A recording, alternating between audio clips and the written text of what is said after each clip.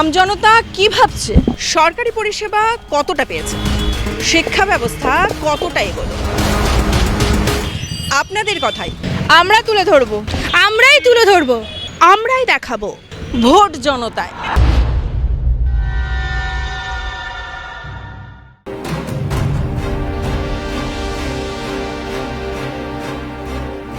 পদ্মা নদীর পারে ভারত বাংলাদেশ সীমান্তে মুর্শিদাবাদের ভগবানগোলা বিধানসভা 2021 সালের তথ্য অনুযায়ী মোট ভোটার প্রায় 2,63,765 জন।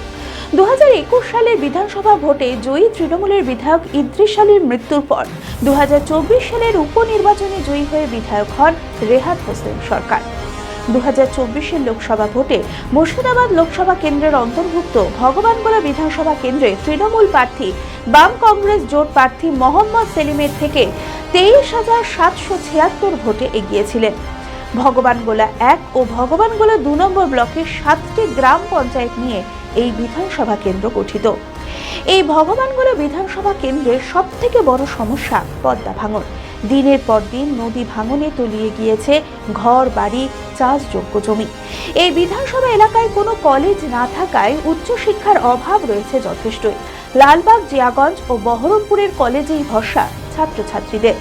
হাসপাতাল বলতে কানাপুকুর গ্রামীণ হাসপাতালে ভরসা মানুষের, কিন্তু সেখানেও পর্যাপ্ত চিকিৎসা পরিকাঠামোর ঘাটতি রয়েছে প্রচুর। নেই কোনো কর্মসংস্থান, কার্যত দিন দিন সংখ্যা বাড়ছে পরিযায়ী শ্রমিকের। আবার ভোট উৎসব ভগবানগোলায়। প্রত্যেকবার ভোটের আগে যা যা প্রতিশ্রুতি মেলে তা কি আদৌ পূরণ হয়? না। অনেকের মতে গত 5 বছরে কোনো উন্নয়নই হয়নি ভগবানগোলায়।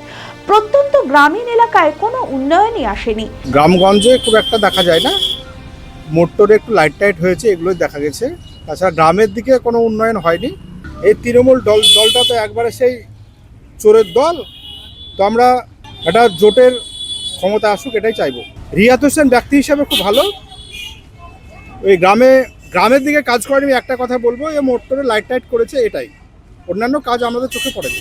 রাস্তাঘাট খারাপ, কোনো দিক করে আছে, কোনো দিক করেনি, এরকম কাজ কিছুই পাইনি। আমি এখন পর্যন্ত হ্যান্ডিক্যাপ, একটা বাড়ি নাই, ঘর নাই, চলতে পারিনি, একটা সার্টিফিকেট হ্যান্ডিক্যাপের করতে পারিনি, একটা ঘর দেয়নি। তাহলে এই দিব দিব দিব দিব করছে আমাকে। এই হ্যাঁ হবে, এই ভোটের পরে হবে, যে দিবে তার দিকেই যেতে হবে।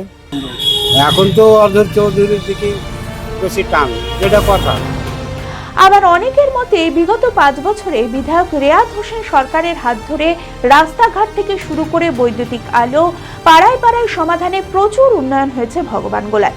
সমস্ত প্রকল্পের সুবিধা পাচ্ছে এলাকার মানুষরা।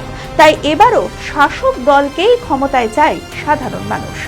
ভালোই উন্নয়ন হয়েছে এই 5 বছরে। আমরা যা দেখছি, আপনার আমাদের এলাকায় তো এর আগে আমাদের এমএলএ সাহেব ছিলেন ইদ্রিস আলী সাহেব, তিনি মারা যাওয়ার পর আমাদের রিয়াত হোসেন সরকার অনেক উন্নয়নের কাজ করেছে।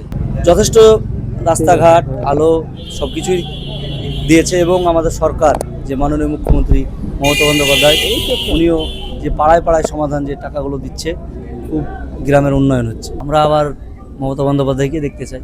হ্যাঁ, খুব ভালো হয়েছে, রাস্তাঘাট সব কিছু করছে। আমরা রিয়াত হোসেনকে চাই, টিএমসিকে চাই। ভালো উন্নয়ন হয়েছে, হ্যাঁ, ভালো কাজের জন্য চাচ্ছি।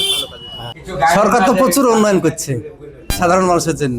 মমতা ব্যানার্জি সরকার প্রচুর চাকরি দিচ্ছে, এখন বেকারত্ব বেশি হয়ে গেছে। সরকার অত চাকরি কোথা দিতে পারবে? ধাপে ধাপে দিবে, দিচ্ছে তো। লোক বলছে ভাতা সরকার।